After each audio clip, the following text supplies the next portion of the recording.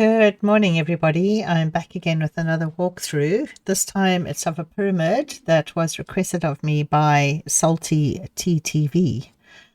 So without further ado, here is where the pyramid is situated on one of the roads that lead up to where you spawn in during the game. And at the beginning of the game, I should say. And so we'll go back there now. And here we are. Outside the pyramid that you can see there in the distance is a little encampment. I'll take a quick jog over there to show you the layout. This encampment was built so that the workers had somewhere to sleep and to eat whilst the work on the pyramid was going on. Food was cooked for them daily and still is being cooked for them. Even if they, as the job is now finished, they're winding their businesses up and going on to the next job that they have. We had a horn that blew at the beginning of every shift and then at the end of every shift again. Contrary to belief, slaves were not used in the building of the pyramids. These were built by skilled mason men. I don't know the correct term. And their families and housing would be provided for them. Families would come with them. It would be at least a 20-year job, so they had job security. They were fed and housed and paid, and if they were given sort of contesting contests to do, and if they outbid the other team or outworked the other team, then they'd get rewards like extra pay or nice food or things like that. So yeah, they had to be built by people who knew what they were doing. Slaves might have been used for very small amounts of the work, but not for the majority. So there we go. Here we have a bar that I set up so that they would have ample place to sit and relax after a long, hard day's work. And even though we provided them with food, the main meat part, they could always come here to the little marketplace that was set up and speak to the various sellers of the market stuff here and buy odds and ends that they could add to their meal. And then down here I had the artisan's bench that I used to make all decorations and everything like that. So down here is a huge big slaver's cart that might or might not have brought people to here. And wonderful, we're having a sandstorm. It's just perfect.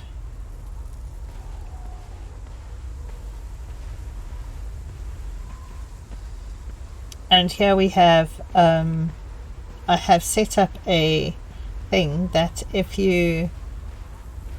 it's a trigger, so when you come here you are attacked by two sand beasts. Now I am in creative and God mode, so that I will there's the one. They won't know where I am. The other one comes down from over there, so I'll just ignore them and they'll disappear in a short while.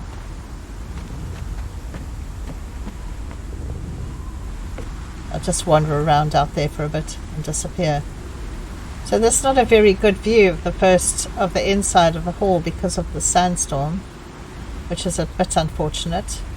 To the left here we have a fountain that you can drink out of and cool yourself down, and there's a door. So in this door is a passageway that seems to lead to nowhere. and the sandstorm disappears for a bit. There's another door there, but I'll show you that later. In here we have a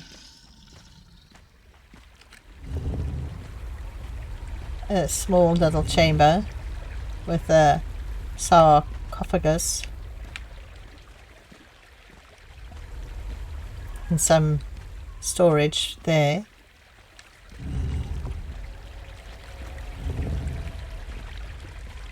This is what the entrance looks like from this side.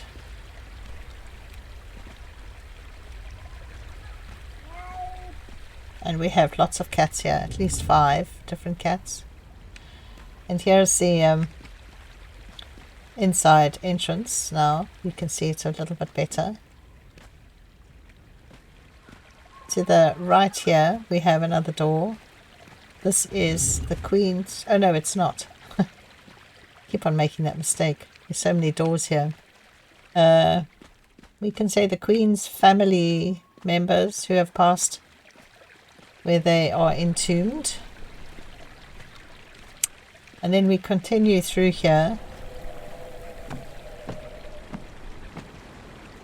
And there's no building mods here and no decorating mods. So everything you see in here is base game or bought in the Bazaar.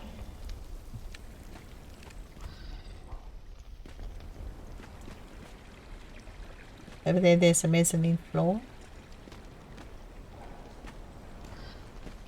Through here we have the Queen's chamber.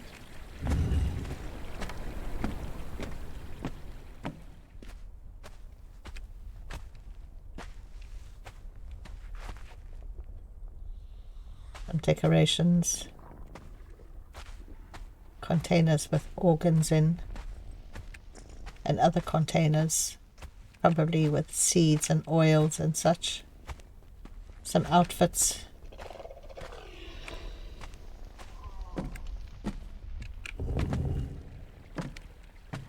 A quiet resting place.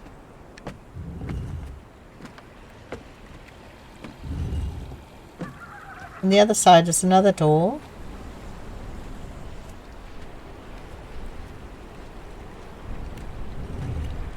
Which leads to a small sarcophagus, and again the storage of some grains and seeds and oils most likely.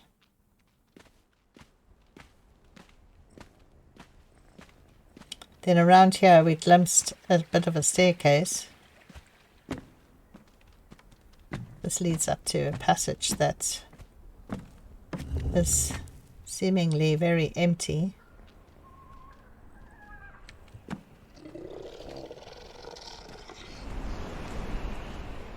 But has a light here and another light down there. So you're drawn in to have a look to see where it leads.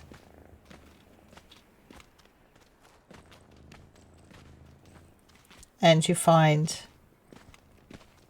a treasure trove guarded by the accountant. I say guarded very loosely because we all know what a scaredy cat the accountant is. Not trained in warfare, trained to use his pencil.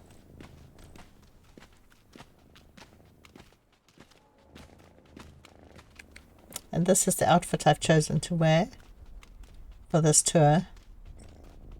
I'm sorry, I never showed it to you before. Didn't think of it until this minute.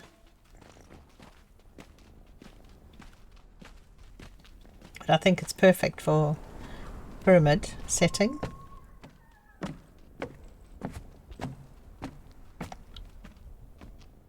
I didn't want to put too many decorations in. I was worried about lag for other players. Okay, so then we come to this, back to here again, and walk down the stairs. There's seems like a queen sitting there.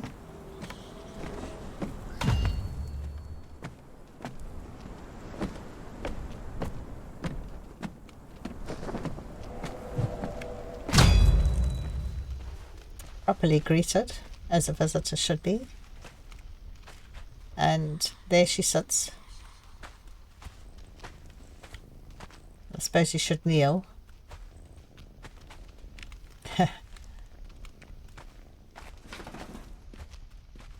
To the right of the stairs we have these chaps guarding the embalming area.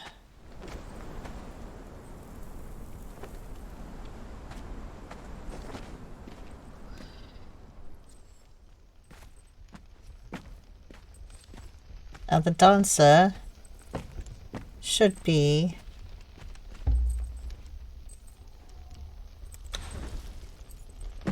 reading the book.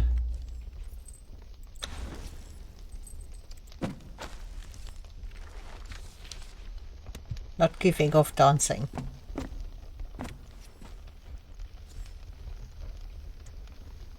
But I suppose everyone needs to take a break every now and then. So all these chaps are hard at work, doing what they need to do.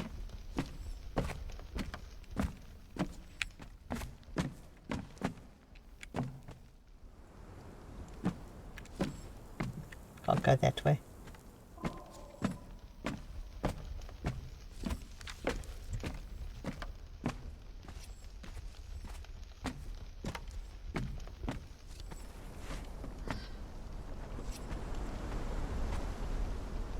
Incense and hand washing station available to hide the smells.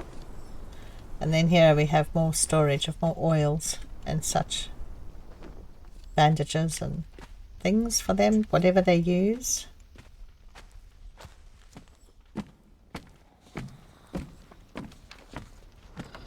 Up these stairs, there's two of the cats.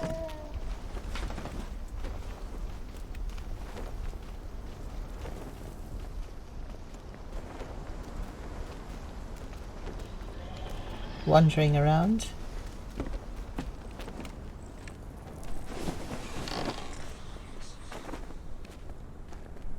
Did I bump into another cat? There we go. Ow. So these are the stairs that take you up to the mezzanine floor.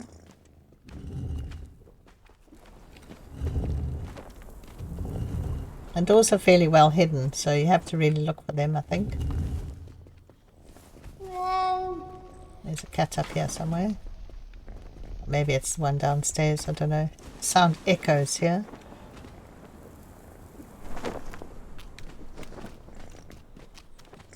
The priest doing his thing.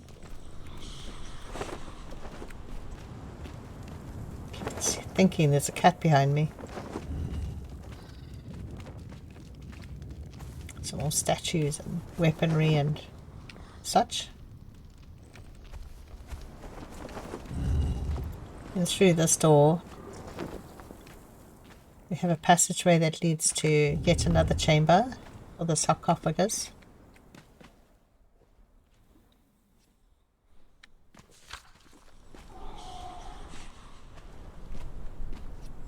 And then down here we have the king's burial chamber. These various items. Some weapons, armor, some of his personal stuff in there, his organs I suppose, and possibly someone else that was mummified with him, and some other stored goods.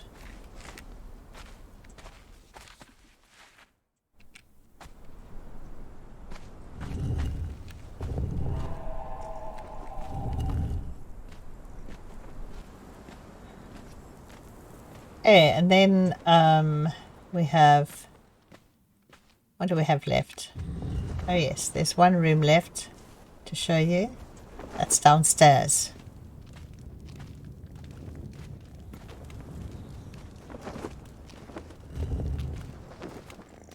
These are so vast, so tall,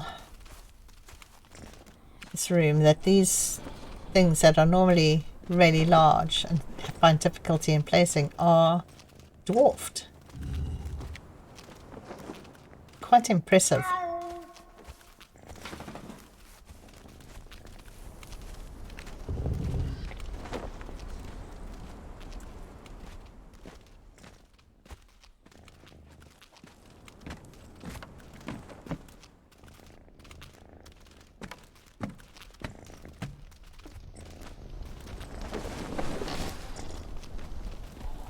Hello, you.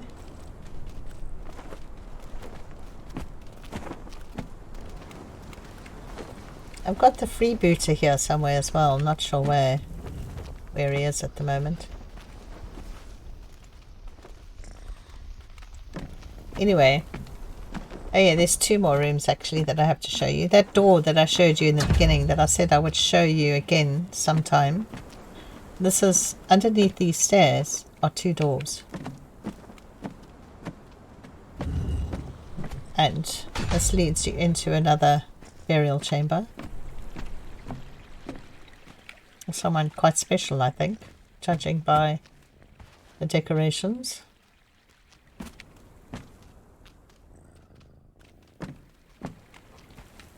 And the stairs to that door is back here, or are back here. So you can either enter this room that way, or through the stairs underneath here, or the stairs on the other, underneath the stairs on the other side.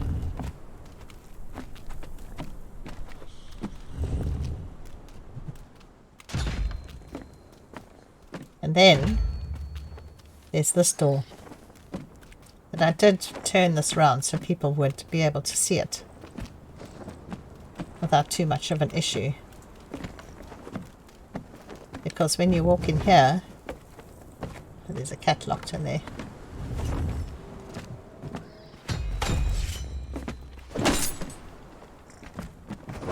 Oh no, he's gone through.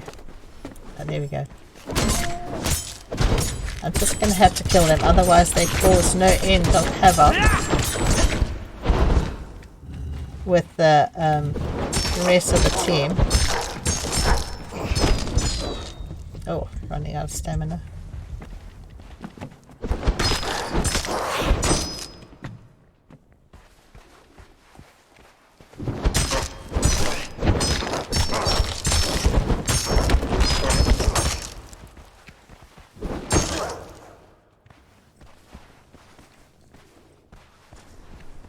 Because he doesn't know I'm here, he doesn't run towards me.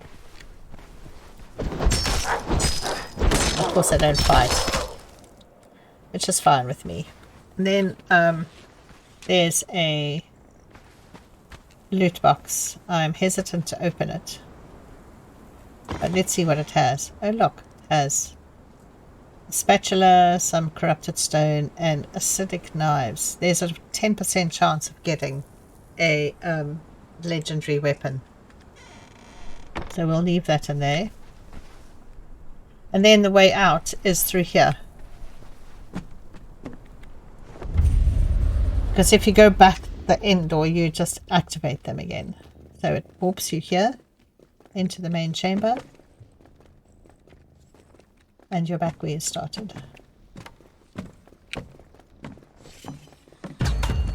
And the chats will say goodbye.